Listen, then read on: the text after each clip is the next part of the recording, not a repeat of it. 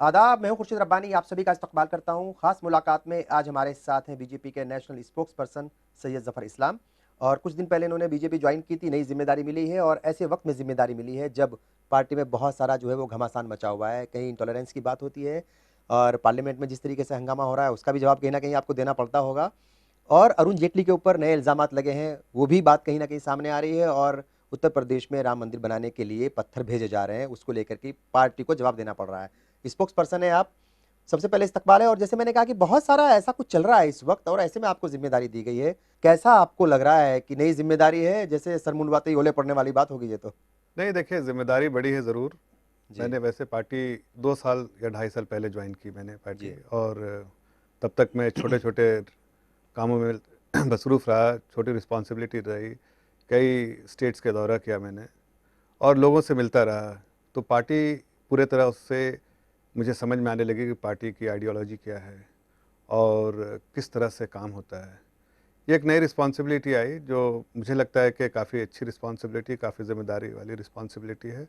और शायद अगर कोई अच्छा से काम करना चाहे तो वो पार्टी के लिए, साथ साथ मुल्क के लिए और अपने कम्युनिटी सब के लिए काम सही तरीके से कर सकता है। तो मुझे हम्म। ऐसा नहीं लग रहा है कि रिस्पॉन्सिबिलिटी मिलते ही कोई बड़ी परेशानी आ गई, बल्कि हम्म। मैं तो बहुत इन्जॉय कर रहा हूँ। हाँ, लेकिन हर रोज जो है वो मीडिया का जमावड़ा आसपास और अलग अलग तरह के सवाल दागे जाते हैं आपके ऊपर, और नए नए सवाल दागे जा रहे होंगे तो कहीं ना कहीं तैयारियां जो है बहुत ज्यादा करनी पड़ती होंगी हाँ, और ये ज़रूर है कि मुश्किल जरूर आती होगी। हाँ, ये ज़रूर है कि जी। रोज़ तैयारी करनी पड़ती है। हम्म। जब मैंने जॉब से रिज़ाइन किया था और पार्टी से जब हमारा राब्ता कायम हुआ, तब थोड़े दिनों तक तो ऐसी मसरूफ़ियत नहीं रही थी कि हम्म। सुबह से शाम तक आप या तो टीवी डिबेट में जा रहे हों या जर्नलिस्ट से बात कर रहे हों या फिर पढ़ाई कर रहे हों। तो हाँ, ये बात ज़रूर है कि रोज़ अपने आप को अपडेट रखना पड़ता है कि लोकल और दुनिया के अलग जगहों में क्या हो रहा है और हम्म। उससे अपने आप को वाबस्ता रखना पड़ता है। किस तरीके से आपको ट्रेनिंग दी गई है क्या? चूँकि जब नेशनल मीडिया को आप जो है वो कहीं न कहीं फेस करते हैं, उनके सवालात जो हैं वो सुनते हैं, उसका जवाब देना पड़ता है फिर आपको। और कोई भी बात, इतनी बड़ी पार्टी है, जिस पार्टी की हुकूमत मरकज़ में है, तो कोई भी बात गलत ना चली जाए। कोई भी बात ऐसी ना हो जाए जो पार्टी के लोगों को नागवार गुज़रे, या किसी मिनिस्टर को नागवार गुज़रे, या प्राइम मिनिस्टर को, या जो पार्टी के जो सद्र हैं, जो अध्यक्ष हैं, उनको नागवार गुज़रे या वो नाराज़ हो जाएँ। बहुत ध्यान रखना पड़ता है। तो क्या बाकायदा ट्रेनिंग हुई आपकी? चूँकि आपका जो फ़ील्ड था वो अलग था बिल्कुल। आप जो है वो बैंक की नौकरी कर रहे थे, बड़े ओहदे पर थे। मीडिया के सामने अगर खड़ा हूँ तो क्या बोलना चाहिए और क्या नहीं बोलना चाहिए, ये बेसिक समझ है। और हुँ। बाकी जो रोज़ हमारी मीटिंग होती है हुँ। और अपने सारे जो स्पोक्स पर्सन हैं और जो मीडिया के हेड हैं उनके साथ जो हमारा रोज़ डिस्कशन होता है, उससे हमें पता चलता है कि मतलब आप जो है मीडिया को बाद में ब्रीफ़ करते हैं, पहले आपको ब्रीफ़ किया जाता है कि भाई आपको फ़ीड किया जाता है एक तरीके से कि आज आपको इस नहीं, लाइन पर चलना है। ऐसा नहीं, फीड नहीं, कि हुँ। हम सब आपस में अपने-अपने पॉइंट्स हुँ। डिस्कस करते हैं और हुँ। जो ऐसा लगता है कि सही पॉइंट्स है, जो कि पार्टी के पोज़ीशन को भी सही रखे हुँ। और जो हमारे नेशनल इंटरेस्ट में भी सही हो, वैसी बातें हम फिर लोगों तक ले जाते हैं। इसलिए हमें बहुत ज़्यादा दिक्कत नहीं होती इस चीज़ को। लेकिन हाँ, कुछ-कुछ जी। क्रिटिकल सिचुएशन आते हैं। जैसे आजकल आ रही होगी, अरुण जेटली जो है इतने बड़े कद्दावर लीडर हैं और दूसरी तीसरी पोजीशन पे हैं, अगर हुकूमत की बात करें मरकज़ में, तो ज़ाहिर तौर पर उनके ऊपर अगर कोई इल्ज़ाम लग रहा है तो उसके जवाब देना बड़ा मुश्किल होगा। बहुत टेक्निकली स्ट्रॉन्ग जो है वो भी आपको रहना पड़ेगा, और पार्टी का और हुकूमत का भी जो फेस है, जो उनकी इमेज है, उसका भी ध्यान रखना पड़ता होगा। नहीं, देखिए, अरुण जेटली जी का जहाँ तक सवाल है तो इनका ट्रैक रिकॉर्ड लोगों को मालूम है, हुँ। इंटीग्रिटी के बारे में सारे लोगों को मालूम है। तो एक्चुअली मुझे लगता है कि बहुत आसान है। हम जितने भी डिबेट्स में गए, ऑफ कोर्स लोग सवाल करेंगे इन पे। आज हुँ। चूँकि ये माहौल बना हुआ है, किसी पे भी ख़ास के आप पार्टी जो ऐसा है कि हिट एंड रन, वो किसी पे स्पिट एंड रन, वो जो उनका एक जी। एक तरह का अप्रोच है हुँ। कि कुछ भी किसी को एलिज कर दो और फिर एक बोल दो, एक हम इंक्वायरी सेटअप कर देंगे। हुँ। तो वो उनका अप्रोच है, लेकिन बहुत आसान है इनको डिफेंड करना, बिकॉज़ अरुण जेटली जी का अपना जो पूरा ज़ाती ज़िंदगी जो उनको लोग जानते हैं, हुँ। उसमें इंटीग्रिटी कभी इन्होंने कॉम्प्रोमाइज़ नहीं की। इसलिए मुझे ज़्यादा दिक्कत नहीं हो रही है इनको इनको इनकी बात को इसीलिए दुलों शायद डिफेम का उन्होंने भी मुकदमा कर दिया, बड़े बिल्कुल, वकील भी हैं और चीज़ों को इसलिए जानते भी हैं, समझते भी हैं। बिल्कुल, बिल्कुल, उन्हें इस बात का एहसास है कि उन्होंने हुँ। कभी भी कोई भी ऐसा चीज़ नहीं किया जो जिसकी वजह से उन्हें लोग कटघरे में खड़ा खड़ा कर जी। पाएँ। इसलिए उन्होंने डिफेमेशन का केस कर दिया उन लोगों पे जिन्होंने उन पे ऐसा एलिगेशन लगाया लेकिन था। थोड़ा-सा मुश्किल हुआ होगा ना उस वक़्त आप लोगों को भी, अंदर भी बातें हुई होंगी पार्टी के अंदर भी, कि पार्टी का एक मेंबर पार्लियामेंट है और पार्टी का मज़बूत लीडर है, लंबे वक़्त से पार्टी से जुड़ा हुआ है, इतना बड़ा क्रिकेटर भी है, उसका नाम है। और अगर वो इल्ज़ाम लगाता है तो कुछ ना कुछ संजीदगी होगी। आम आदमी पार्टी ने तो डायरेक्ट आकर के इल्ज़ाम नहीं लगाया, वो तो कीर्ति आज़ाद सामने आए और पार्लियामेंट में भी उन्होंने कहा कि भाई अगर आप जो है इसकी सीबीआई इंक्वायरी करा लीजिए और अगर इल्ज़ाम लगाना है, अगर आपको डिफेम का केस करना है तो मेरे खिलाफ कीजिए। देखिए, जहाँ तक उनका सवाल है, जो हमारे पार्टी के एमपी हैं, वो हुँ, आज पहली बार तो उन्होंने ऐसी बात उठाई नहीं, हुँ। पिछले 10 साल से उठा रहे हैं। और उनका भी क्या मफ़ाद है मुझे मालूम नहीं, लेकिन आपको लगता है कि कुछ खुद उनकी कुछ टसल है अरुण जेटली जी से इसीलिए कह रहे हैं या कुछ। फिर खुद का कुछ जो है कुछ उनके कुछ अब निजी ये इंटरेस्ट है इसमें? इस इसीलिए कह रहे हैं उनका क्या मफ़ाद है, क्या इंटेंशन है उनकी, क्या हुँ, मंशा है इसके पीछे, मुझे हुँ, मालूम नहीं। लेकिन जिस तरह से पार्लियामेंट में एक दूसरे पार्टी के, अपोजिशन पार्टी के जो सबसे सीनियर मोस्ट लीडर हैं, उन्होंने जिस तरह से इशारा किया और जिस तरह से वो जाकर आम आप के लीडर से मिले और इस बारे में ज़िक्र किया और इस केस को आगे बढ़ाने के लिए कहा, तो कहीं न कहीं लगता है कि उनकी मंशा क्रिकेट से हट के कुछ है। हुँ, ये मैं नहीं कहना चाहता हूँ कि क्या उनकी मंशा ये लोगों को समझ में आ रहा है, लेकिन क्रिकेट से हट के है और ऐसे लीडर्स पे लगा रहे हैं जिन पे कोई भी आरोप कभी नहीं लगा। और ख़ास के अगर आप देखिए कि एसएफआईओ की रिपोर्ट आ चुकी है 2013 में, अगर यूपीए की सरकार थी, इन्वेस्टिगेशन कराया, ऐसे उस वक्त भी कंप्लेंट्स थे, रिपोर्ट आई, रिपोर्ट में उनको कहीं आरोप नहीं, बिल्कुल क्लीन चिट दिया है उस रिपोर्ट ने। और वो हमारी सरकार तो थी नहीं, वो तो हुँ। यूपीए की सरकार थी, ये लीडर ऑफ अपोजिशन थे राज्यसभा में, तो वो एक ऐसे बड़े पोस्ट पे थे, अगर उन्हें कोई भी आरोप होता तो ये परसू करते उस पे। हुँ। उन्होंने कोई एक्शन नहीं लिया, तो ये जाहिर इस बात का ये जाहिर सिर्फ़ इससे बातें हैं, आप ये कह रहे हैं सिर्फ़ हाँ, इल्ज़ामात है, बाकी कुछ ज़्यादा तो नहीं इल्ज़ामात है है। और वो भी सिर्फ इसलिए पर इल्ज़ामात है। ये आप बात आप किस-किस को समझाओगे? आम आदमी जो है, जो शहर से दूर बैठा हुआ है, जिसकी बहुत ज़्यादा समझ नहीं कह सकते आप, कि जो चीज़ों को टेक्निकली बहुत ज़्यादा नहीं समझ पाता होगा, उसको कैसे समझाओगे? उसके ज़हन में तो कहीं न कहीं इन चीज़ों को लेकर के, चाहे वो व्यापम का मामला हो, चाहे वो सुषमा स्वराज के ऊपर किस तरीके से ललित मोदी को फ़ायदा पहुँचाने के इल्ज़ामात लगे थे, उसका मामला हो, चाहे राजस्थान हुकूमत का मसला हो, इन चीज़ों को लेकर के, इन सवालात को लेकर के, इन इल्ज़ामात को लेकर के पार्टी जो है और हुकूमत जो है, उनकी किरकिरी तो होती है, कहीं न कहीं फ़ज़ीयत होती है, फिर आप लोगों को जवाब देना पड़ता है हमारे सवालों का। बिल्कुल, देखिए, अगर आप व्यापम को बोले तो वहाँ सीबीआई इंक्वायरी हो गई है, हुँ, ऑलरेडी सेटअप कर दिया सीबीआई जी। को। जहाँ तक सुषमा जी का है, सारा क्लैरिफ़िकेशन सारी दुनिया को मालूम है, दे हुँ, दिया उन्होंने। और जेटली जी का है, ऑलरेडी इन्वेस्टिगेशन हो गया है इस केस हुँ। का डीडीसीए के और बारे में। वज़ीर-ए-आज़म जो है नरेंद्र और मोदी खुद वज़ीर बड़ी आज़म जी मज़बूती ने के साथ उनके ऑलरेडी कह उसमें दिया आए हैं। कि हाँ, जैसे अडवाणी अडवाणी जी जी। निकले थे, हुँ, उसी तरह बिना दाग ये निकल जाएँगे। इसलिए कि हुँ, सबको एक कॉन्फिडेंस है। देखिए, पार्टी के अंदर भी एक कॉन्फिडेंस होता है कि लोगों का, आप हर के बारे में ऐसी बात नहीं कर सकते। हो सकता बिल्कुल। है आपके ज़हन में कुछ बात आ जाए किसी के बारे में। लेकिन जेटली जी एक ऐसे लीडर्स हैं, जिसके बारे में कोई इंटरनली किसी को ऐसी उम्मीद कोई नहीं है डाउट नहीं और है और कोई ना कोई डाउट नहीं शक है करता, उनके इनके ऊपर। इंटीग्रिटी पे कोई शक नहीं करता। बिल्कुल। इसलिए इसलिए मुझे, जैसा प्रधानमंत्री जी ने कहा कि ये बिला दाग निकलेंगे, कोई भी इन्वेस्टिगेशन होगा तो उनको उससे फ़र्क नहीं पड़ता। लेकिन सबसे बड़ी बात है कि जो उन्होंने डिफेमेशन का केस किया, दैट शोज़ कि हाउ कॉन्फिडेंट ही इज़ बिल्कुल। About yes, himself. Yes, yes. बहरहाल ख़ास मुलाकात में आज हमारे साथ हैं बीजेपी के national spokesperson Syed Zafar साहब और इनसे बातचीत का सिलसिला जारी रहेगा। वक़्त हो गया ब्रेक का और ब्रेक के बाद जब हाज़िर होंगे तो जानने की कोशिश करेंगे कि पार्टी ने इन्हें क्या टास्क दिया है? क्या मुस्लिम तबके को ये जो बीजेपी है उसके करीब लाने की कोशिश करेंगे और जो कहीं न कहीं दूरियाँ बढ़ी हुई हैं पार्टी और मुस्लिम्स के दरमियान उसको भी कम करने की कोशिश करेंगे। ब्रेक लेंगे, बहुत जल्द हाज़िर होंगे।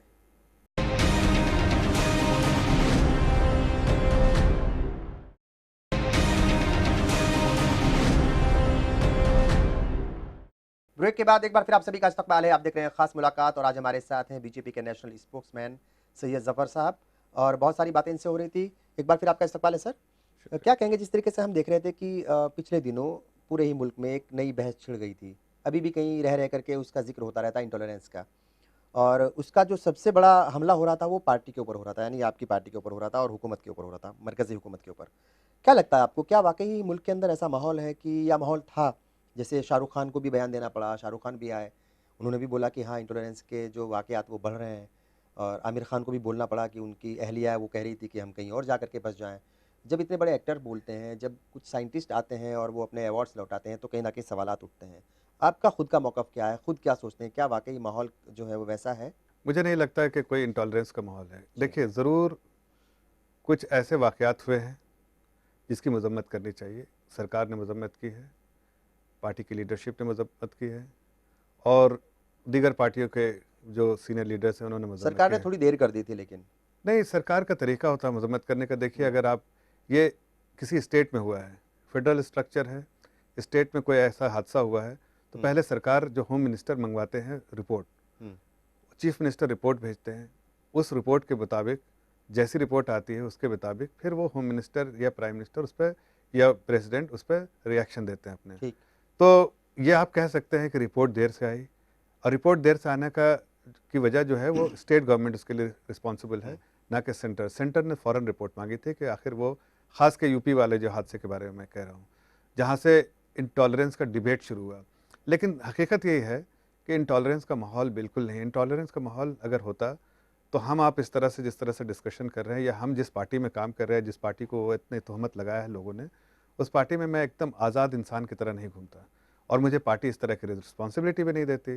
तो ये ज़रा सा अगर आप संजीदगी से सोचें तो इस पूरे इंटॉलरेंस का डिबेट जो शुरू हुआ है वो उसका कहीं ना कहीं, जो अगर आप इस पूरे गुत्थी को सुलझाएंगे तो आपको लगेगा कि इलेक्शन था, बिहार का इलेक्शन था या फिर ऑपोजिशन, और कांग्रेस के ऊपर भी कई बार इल्जाम लगते हैं कि ये उन्हीं के लोग हैं, हाँ। वही इस तरह की बातें कर रहे तो हैं। बिहार के इलेक्शन के लिए कांग्रेस पार्टी ने खास के, और अपोजिशन ने खास के, कांग्रेस पार्टी ने लोगों को इकट्ठा किया। बिकॉज कांग्रेस, देखिए आप ऐसा तो मानते हैं या जानते भी हैं कि कांग्रेस ने 60-65 साल यहाँ हुकूमत की है, लोगों को उन्होंने बहुत सारे अवार्ड से नवाजा है। कहीं ना कहीं उन लोगों को ऐसा एहसास हो रहा हो कि आज कांग्रेस पार्टी को उनकी ज़रूरत है, जब उन्हें ज़रूरत थी तो कांग्रेस पार्टी ने अवार्ड से नवाजा है।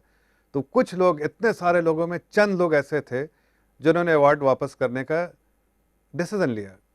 हालांकि डिसीजन गलत था, लेकिन उन्होंने डिसीजन लिया, चाहे वो कंपल्शन में लिया हो, चाहे ऑब्लिगेशन में लिया हो, या उनकी कोई मजबूरी रही हो।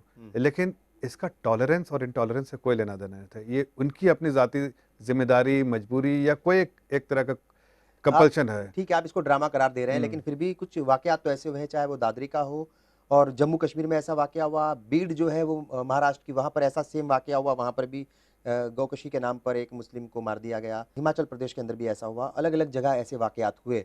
आपको नहीं लगता कि वाकई इस तरह की जो चीजें हुई हैं उनकी वजह से लोगों को बोलना भी पड़ा और अवार्ड्स भी लौटाने पड़े? नहीं, देखिए, कलबुर्गी की हत्या की गई, अब देखिए, कैसे उनका कत्ल किया गया आपको भी पता है। बिल्कुल। देखिए, ऐसे कोई वाकयात जो होते हैं जी। उनकी मजम्मत करनी चाहिए, और सख्त सख्त सज़ा होनी चाहिए उसके लिए, जो कि बीजेपी अगर एज ए पॉलिटिकल पार्टी ने कभी इसकी मजम्मत नहीं की हो तो आप उसको रिस्पॉन्सिबल ठहरा सकते हैं। बीजेपी के सीनियर लीडर फाइनेंस मिनिस्टर ने, मिस्टर जेटली ने इसको बारबरिक कहा था दादरी के बारे में। बारबरिक जो है वो मतलब बहुत ही जो एकदम हद दर्जे का जो जुर्म है, बर्बरता एक तरीके से कह लीजिए अगर आप हिंदी में बोलेंगे तो उस तरह के लफ्जों का इस्तेमाल किया उन्होंने। पर ये भी सच है at the same time party के कुछ लीडर्स जो हैं वो जिनका ताल्लुक यूपी से था या अलग अलग जगहों से था, वो जाकर के ऐसे बयान दे रहे थे जो पार्टी की भी और हुकूमत की भी किरकिरी करा रहे थे। देखिए, नहीं, बिल्कुल आप सही कह रहे हैं कि और उस बयान की भी निंदा की गई, लोगों ने वापस भी अपने बयान लिए। लेकिन अगर आप सही से अगर मुआयना करें, आप एनालाइज करें सिचुएशन को, तो इसमें सिर्फ इन लोगों की जिम्मेदारी नहीं है कि इन लोगों ने अगर किसी ने अगर गलत बयानी से काम लिया, तो पार्टी ने उसको अगर लगा पार्टी को कि गलत बयानी, तो उन्होंने उस पर वापस भी ले लिया है बयान को। लेकिन ये सब रिएक्शन था। ऑपोजिशन जो है वो ऐसे एजेंडे उठा रही थी। बीफ का एजेंडा हमारा नहीं था, बीफ का एजेंडा लालू प्रसाद यादव ने उठाया था। तो ऐसे सारे एजेंडे उन लोग उठा रहे थे, अपोजिशन उठा रहे थे। और हम पिंक रेवोल्यूशन जो है वो तो वो नारा तो प्राइम मिनिस्टर ने दिया था, और वो बीफ का एजेंडा तो जाहिर है आपका ही है। नहीं, बीफ, देखिए, बीफ का आज पहली बार तो नहीं हम इस बारे में बात कर रहे हैं। कांग्रेस की सरकार ने बैन किया है बीफ पे। आज बीजेपी की सरकार तो आज है, एनडीए की सरकार तो आज है, लेकिन ये सारा बैन तो नेहरू के टाइम से भी शुरू हुआ है। तो ये कहना कि बीजेपी इसके लिए रिस्पॉन्सिबल है, बिल्कुल नहीं। लेकिन इस चीज़ को एक्सप्लॉइट करके लोगों को गुमराह करने के काम, उसमें महागठबंधन जो था, कांग्रेस, जेडीयू और खास के लालू प्रसाद यादव उन्होंने अगर किया भी होगा, उनको तो फायदा मिल गया सियासी तौर पर। और जी। उसके बाद भी हम देख रहे हैं कि जो बाई पोल हुए हैं या बाई इलेक्शन हुए हैं, उसमें भी कई जगह कांग्रेस आगे आई है। एक आपकी पार्लियामेंट सीट छीन ली मध्य प्रदेश में, झारखंड में जो है वो एक सीट आपसे छीन ली, और भी कई जगह अगर हम बात करें गुजरात की जो इंतखाबात हुए थे वहाँ पर लोकल बॉडीज के, उसमें भी जो रूरल एरियाज में जो है वो कांग्रेस आगे आई है। लेकिन कहीं ना कहीं बराबर से कांग्रेस आगे बढ़ रही है। आपको अब ऐसा तो नहीं लग रहा कि राहुल गांधी एक्टिव हो गए हैं, सोनिया गांधी भी एक्टिव हो गई ऐसा है नहीं। हेराल्ड केस के बाद, खासतौर से पार्टी में कोई कह रहे हैं कि नहीं जाना ही है, तो बिल्कुल अब आपको डरने की जरूरत है खासतौर से बीजेपी नहीं, को? बिल्कुल नहीं। देखिए, बीजेपी का बिल्कुल एजेंडा है डेवलपमेंट और उस जी। पे एजेंडे पे हम टिके रहेंगे और उसी एजेंडे पे लोगों की वही ज़रूरत है। हम सिचुएशन को एक्सप्लॉइट नहीं कर रहे हैं अपने फेवर में या हुँ, इस तरह की कोई कोशिश कर रहे हैं। हम देख रहे हैं कि जो देश और मुल्क के मफाद में है हुँ। और उस पे हम टिके हुए हैं और उसी पे काम कर रहे हैं। लेकिन जहाँ तक कांग्रेस का सवाल है, कांग्रेस हेराल्ड केस में बुरी तरह फँसी हुई है और आपको अगर उस हेराल्ड केस का देखिए तो जिस तरह से स्ट्रक्चरिंग किया उससे बिल्कुल साफ-साफ फाइनेंशियल स्ट्रक्चरिंग किया, साफ-साफ समझ में आता है कि उनकी कहीं न कहीं मंशा गलत थी। जी।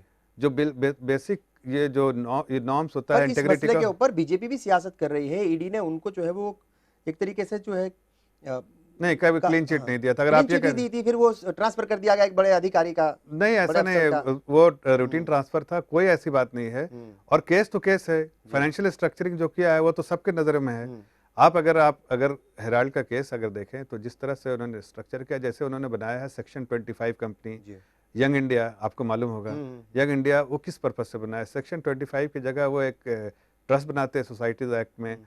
और उसको इनकम तो टैक्स बहरहाल कमिश्नर वो और जो लेबर है कमिश्नर कोर्ट में तरह केस से। है तो उसका रिज़ल्ट आएगा। तो लेकिन कुल मिलाकर के कांग्रेस जो है वो थोड़ा मजबूत होती हुई दिख रही है इन दिनों। कभी जीत होती है, कभी हार हुँ, होती है। ऐसा नहीं है कभी हम जीते भी हैं, कभी हारे हैं। हुँ, हर स्टेट में हर वक़्त बिल्कुल। जीतते रहेंगे ऐसा तो नहीं है। हुँ। ये डेमोक्रेसी एक है। सवाल और है कि हम देखते हैं कि बीजेपी और मुस्लिम तबका जो है वो दोनों के दरमियान दूरी बनी रहती है, गलतफ़हमियाँ बहुत ज़्यादा हैं। बहुत ज़्यादा है। जानबूझ करके बना दी गई हैं, पार्टी की तरफ से ज़्यादा कोशिशें नहीं की गई हैं। मुस्लिम तबका भी कई बार जो है वो अपने आप को थोड़ा पीछे ही रखता है बीजेपी से। आपको कुछ जो है लगता है, कुछ उम्मीद बनी है कि भई हुकूमत अच्छा काम कर रही है, प्राइम मिनिस्टर जो है वो अच्छा बोलते हैं इस कम्युनिटी के लिए। ऐसी उम्मीद है कि रिश्ते दोनों के बीजेपी के और मुस्लिम तबके के बेहतर होंगे और कुछ ऐसा टास्क तो नहीं कहीं दिया गया आपको कि भई ठीक है लाइए ज़रा इनको पास लाइए, कहाँ दूर है ये? नहीं, ऐसा स्पेसिफ़िक कोई टास्क नहीं दिया इसलिए हुँ, कि ये टास्क अगर मुझे नहीं बल्कि सारे सारे लीडर्स जो हैं बीजेपी हुँ, के सबको ये टास्क है हुँ, कि सबका साथ, सबका विकास। ये टास्क जो है सबके लिए है। तो किसी एक कम्युनिटी पे काम करना, एक कम्युनिटी पे नहीं काम करना, इग्नोर करना ऐसा किसी को नहीं कहा गया। ये कहा गया कि सब देशवासी बराबर हैं और उन पे सबको एक तरह से ट्रीट करना चाहिए और कहीं कमी दिखे तो उसको उस पे काम करना चाहिए। बिल्कुल ठीक है। तो बिल्कुल, लेकिन जी, जहाँ तक मुस्लिम कम्युनिटी का सवाल है, तो ये बात आपने सही फरमाया कि हमारी कम्युनिटी कहीं न कहीं थोड़ा दूरी है हमारी कम्युनिटी और बीजेपी से और इसकी सही-सही वजह जो है वो कि लोगों ने गुमराह करके रखा, ख़ास कर कांग्रेस ने बयानात इतना भी हैं बीजेपी के, कुछ उनकी और पॉलिसीज़ ऐसी हैं, और जिसको और लेकर और के मुस्लिम तबका पीछे हटता है, दूर और भागता है। और गुमराह भी किया गया लोगों हुँ, को कि भई ये ठीक। कम्युनल पार्टी है, लेकिन ऐसा मैं गुमराही से बाहर निकालेंगे कौम को आप? कुछ बिल्कुल है को उम्मीदें? बिल्कुल कोशिश करूँगा और आप ठीक है। जैसे लोगों का सपोर्ट रहेगा तो ज़रूर कोशिश ठीक है। करूँगा। ख़ास मुलाकात में हमारे साथ हैं बीजेपी के नेशनल स्पोक्समैन सैयद ज़फ़र इस्लाम साहब। यहाँ पर वक़्त हो गया एक और ब्रेक का और ब्रेक के बाद जब हाज़िर होंगे, तो जानने की कोशिश करेंगे कि एक बैंकर की नौकरी छोड़ कर के बड़े ओहदे पर थे ये किसी बड़े बैंक में, उसकी नौकरी छोड़ कर के सियासत में क्यों और कैसे आए?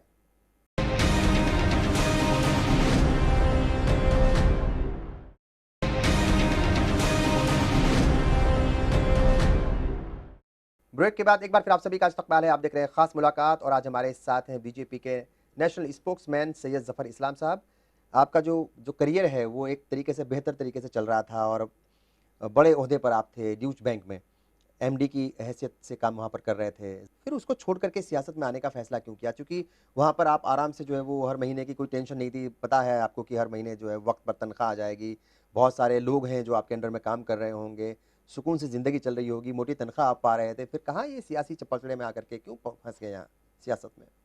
देखिए इसका इसका रिश्ता जो है बचपन से हमारा। अच्छा। तो ये रुझान हमारा पॉलिटिक्स के आज नहीं, ये जब मैं 10 साल की उम्र का था तब से रुझान था। हुँ, और जैसा मैंने पहले ज़िक्र किया कि मैं कहीं न कहीं एसोसिएट रहा हूँ पॉलिटिकल सेटअप से, पॉलिटिकल पार्टी से और हुँ, पॉलिटिकल एक्टिविटीज़ से। तो मैंने ऐसा फ़ैसला किया कि जब ऐसी सिचुएशन में आ जाऊँ कि मैं ज़िंदगी बाकी की ज़िंदगी में आराम से बसर कर पाऊँ बिना नौकरी किए हुए, तो मैंने सोचा चलो अब नेशन बिल्डिंग में जुट जाता हूँ और बड़ा अच्छा मौका मिला जब मेरी पहली मुलाकात हुई। मैंने सब पॉलिटिकल पार्टी के साथ डिस्कशन किया लेकिन मेरी सबसे अच्छी मुलाकात हुई जो उस वक्त चीफ मिनिस्टर थे जो आज माननीय प्रधानमंत्री जी नरेंद्र मोदी जी से मुलाकात हुई और उन्होंने मुझे ये ये कहा कि अगर आपका जहन है इस तरफ तो आप बिल्कुल जुड़िए और हम आपको ज़रूर ऐसी रिस्पॉन्सिबिलिटी देंगे। जो रुझान था उन्होंने समझा और उन्होंने सराहा और उन्होंने कहा कि आप ज्वाइन करें और पार्टी ज्वाइन करेंगे तो हम चूँकि मुझे इलेक्शन लड़ने का कोई शौक़ नहीं था, तो उन्होंने कहा कि आपको ज़रूर ऐसी रिस्पॉन्सिबिलिटी दी जाएगी, जो कि और मैंने उनसे ज़िक्र भी किया कि मैं अपनी कम्युनिटी को मेन स्ट्रीम में लाना चाहता हूँ, ये मेरा एक सबसे बड़ा मकसद है। और उन्होंने इस बात को सराहा और कहा कि बिल्कुल आप जॉइन करें और हम ऐसे प्लेटफ़ॉर्म क्रिएट करेंगे जहाँ आपको पार्टी से पूरा-पूरा सपोर्ट मिलेगा कम्युनिटी को साथ लाने का, जो गुमराह हैं उनको, जो गलतफ़हमी के शिकार हैं उनको अगर गलतफ़हमी दूर करने की हुँ। कोशिश करेंगे तो हम पूरा सपोर्ट करेंगे। क्या है आपका रोड मैप भी कुछ ना कुछ आपने तैयार किया होगा कि भाई कैसे कम्युनिटी को, जैसे मैंने पहले भी सवाल पूछा था आपसे कि गलतफ़हमियों को कैसे दूर करेंगे, इन दूरियों को कैसे कम किया जाएगा? ये बड़ी चुनौती आपके सामने होगी और पार्टी का अभी तक का जो सपोर्ट है, ढाई 3 साल का जो आपका एक्सपीरियंस है बीजेपी के साथ, वो कैसा रहा? आपको लगता है कि जो आपका मकसद था, उस मकसद की तरफ आप आगे बढ़ रहे हैं? जितना लोगों को बाहर में एप्रीहेंशन है हुँ, कि पार्टी में जो जॉइन करेगा उसको कुछ भी अपॉर्चुनिटी नहीं मिलेगी, हुँ, लोगों ने मुझे बहुत गुमराह करने की कोशिश की। हुँ, लेकिन यकीन मानिए, इस पार्टी में आने के बाद ऐसा लगा कि मुझे कभी ऐसा नहीं लगा कि मैं बाहर से या ढाई साल पहले आया हूँ या आज आया हूँ। बड़े से बड़े लीडर मैं आसानी से मिल पाता हूँ। मुझे कोई तकलीफ़ नहीं होती है और लोग सुनने के लिए तैयार रहते हैं कि मेरी तकलीफ़ क्या है और मैं क्या चाहता हूँ। और कभी ने किसी ने नहीं कहा कि आपको ये सपोर्ट नहीं मिलेगा, पार्टी बराबर सपोर्ट करने के लिए सपोर्ट कर तैयार। रही है आपकी। और मेरा एक्सपीरियंस बहुत थोड़ा अच्छा थोड़ा रहा। मुश्किल होता होगा लेकिन जब कॉमन सिविल कोड का मसला सामने आता होगा, आर्टिकल 370 का मसला सामने आता होगा, राम मंदिर का बनने का मसला सामने आता होगा, चूँकि आजकल देखा कि कैसे उत्तर प्रदेश में बाकायदा पत्थर भेजे जा रहे हैं अलग-अलग जगहों से। तो जब इस तरह के सिचुएशन आते हैं, मुस्लिम रिज़र्वेशन की बात आती है, टेररिज़्म की बात आती है, तो थोड़ा ऑकवर्ड फ़ील करते होंगे पार्टी के अंदर, आपको कुछ लगता है कि आप जो है वहाँ फिट नहीं हो उस पार्टी में ऐसे मौकों पर? नहीं, एज़ एन इंडियन मुझे क्यों ऑकवर्ड लगेगा, मैं आराम से बात करता हूँ, हुँ, अगर कम्युनिटी के फ़ेवर की बात होती है तो कम्युनिटी के फ़ेवर की बात करता हूँ। और सुना जाता है आपको? बिल्कुल सुना जाता है। जैसा मैंने कहा कि मुझे कभी इस बात से कोई इख्तिलाफ़ हुआ ही नहीं कि अगर हुँ, लोगों को सबका साथ, सबका विकास अगर ये नारा है, तो हुँ, सबकी बात सुननी पड़ेगी और वो हुँ। लोग हर सीनियर लीडर्स ने मुझे वेलकम किया और कभी ऐसी बात लेकर गया तो उन्होंने सुना। क्योंकि लोग ऐसा कहते हैं अब कि पार्टी का जो बड़े लीडर्स हैं या जो हुकूमत के जो बड़े ज़िम्मेदार हैं, प्राइम मिनिस्टर हो या राजनाथ सिंह हो या 2-4 और जो टॉप 5 के लोग हैं, वो तो इन मसलों से दूर हैं, वो कोई बहुत बड़ा बयान नहीं देते, चाहे राम मंदिर का मसला हो, चाहे कॉमन सिविल कोड की बात हो। पर जो पार्टी के सेकंड लाइन के जो लीडर्स हैं या पार्टी की जो आइडियोलॉजी है, वो वही है, वो वही करेंगे। सच्चाई क्या है? चूँकि लोग जानना भी चाहते हैं। देखिए, अगर आप देखिए राम मंदिर पे पार्टी का पोज़ीशन जी। बहुत क्लियर है, या तो कंसेंसस से होगा हुँ, या फिर जो जो कोर्ट कोर्ट का का फैसला फैसला होगा। होगा। हुँ, तो ये कौन-सी नई क्योंकि अभी बात तो है? तैयारियाँ शुरू हो गई हैं नहीं राम मंदिर बनाने की। नहीं, ये कोर्ट का जब तक फैसला नहीं होगा, पार्टी ने बहुत साफ-साफ कर दिया क्लियर कि कोर्ट का फैसला होगा या कंसेंसस से मंदिर बनेगा। तो इसमें कोई इख्तिलाफ तो है नहीं। अब कोर्ट हुँ, का जो फैसला आएगा वो आपको ही मानना है, मुझे ही मानना है और हर बाशिंदा जो कौम के इस मुल्क का उसको मानना है। हुँ। तो कोर्ट के फैसले के लिए इंतज़ार करेंगे। कहीं कोई इश्यू नहीं है उसमें। नहीं, मुझे नहीं क्या लगता है। कहेंगे? क्या कुछ आप अभी तक आपने कहा कि भाई एन्जॉय कर रहे हैं, आपको जो भी काम दिया गया, अलग-अलग काम दिए गए होंगे, स्पोक्स पर्सन हैं अभी आप। और क्या ज़िम्मेदारी आपको लगता है कि वो आपको मिलनी चाहिए पार्टी के अंदर और किस तरीके से जो है आप इस सियासी करियर को अपनी ऊँचाइयों तक लेकर के जाएँगे और किस मुकाम तक पहुँचाना चाहते देखिए, हैं? मेरा कोई गोल नहीं है, जैसा हुँ, मैंने कहा कि कोई कोई ऐसी बड़ी पोज़ीशन मिले जो लोग जिसको पावरफुल पोज़ीशन मिलते हैं या बोलते हैं कुशी पोज़ीशन, वो हाँ, उसका मुझे कोई आज लालच नहीं है। लेकिन हाँ, मुझे एक ज़रूर मेरी अपनी सोच है जी। कि कहीं न कहीं अगर मैं कौम को, अपनी कम्युनिटी को, अपने नेशन को फ़ायदा पहुँचा पाऊँ, तो मैं ज़रूर कोशिश करूँगा। जो थोड़ी बहुत कोशिश होगी, लोग अगर जुड़ जाते हैं, जैसा जब से मैं जुड़ा हूँ पार्टी से, कई अच्छे लोग हमसे हमारे साथ जुड़े हैं, हमारे कम्युनिटी के लोग जुड़े हैं। कई प्रोफ़ेशनल जो दूर रहते थे, जैसे-जैसे धीरे करीब आए और लोगों से मिलते जा रहे हैं, उनकी भी जो बदगुमानियाँ थी, वो कम होती जा रही आपको लगता हैं। है डायलॉग होना चाहिए कम्युनिटी के दरमियान और बिल्कुल, बीजेपी के दरमियान, हाँ। ताकि और गलतफ़हमियाँ ओपन दूर हों माइंड और से कुछ जो है माइंडसेट वो बने लोगों का कि भई देखिए, मुल्क की पार्टी है, मुल्क के लोग हैं, तो ज़ाहिर तौर पर अब साथ ही जैसे चलना एक बड़ी पड़ेगा। बड़ी अफ़सोसनाक बात है, जैसे मैं जी। अपने घर में भी बोलता हूँ लोगों को, अपने अपने करीबी रिश्तेदारों को भी हुँ, बोलता हूँ कि आप उम्मीद तो सब कुछ करते हैं पार्टी से कि हुँ, बीजेपी हर तरह की चीज़ मुहैया हुँ, कराए जो आपको करानी हाँ, चाहिए एज़ ए लेकिन सिटिज़न ऑफ सपोर्ट दिस। करते नहीं हैं। लेकिन जब वोट देने का आता है तो आप किसी और को हर वक़्त हुँ, आप ज़ीरो वोट देना चाहते हैं। तो ये गलत भी है कहीं न कहीं, एक बिल्कुल। पॉलिटिकल पार्टी है। ज़ाहिर तौर पर ये हाँ, ज़िम्मेदारी आपकी भी रहेगी चूँकि पार्टी में आप आए हैं, नए भले ही हैं लेकिन चीज़ों को देख भी रहे हैं, समझ भी रहे हैं और कहीं न कहीं ज़िम्मेदारी आपकी ज़रूर होगी बिल्कुल कि जो रहेगा। ये गलतफ़हमी है बीजेपी और मुसलमानों के दरमियान, इस गलतफ़हमी को कम किया जाए। आपके लिए बहुत सारी दुआएँ और आपने हमारे शुक्रिया बहुत-बहुत। प्रोग्राम में शिरकत की बहुत-बहुत शुक्रिया। ज़ाहिर तौर पर सैयद ज़फ़र इस्लाम साहब हैं जिनका कहना है कि किस तरीके से ये पार्टी के अंदर हैं, काम कर रहे हैं, बहुत आज़ादी है इन्हें काम करने की लेकिन कहीं न कहीं चुनौती भी है, गलतफ़हमियों को दूर करने की। मुस्लिम तबके के और बीजेपी के दरमियान जो गलतफ़हमियाँ हैं, उन्हें उसे दूर करने की बहुत बड़ी ज़िम्मेदारी भी है और चुनौती भी है और ज़ाहिर तौर पर उस चुनौती को इन्हें कहीं न कहीं पार करना पड़ेगा, उसके ऊपर खड़ा उतरना पड़ेगा। बहरहाल ख़ास मुलाकात में बस इतना ही। आदाब।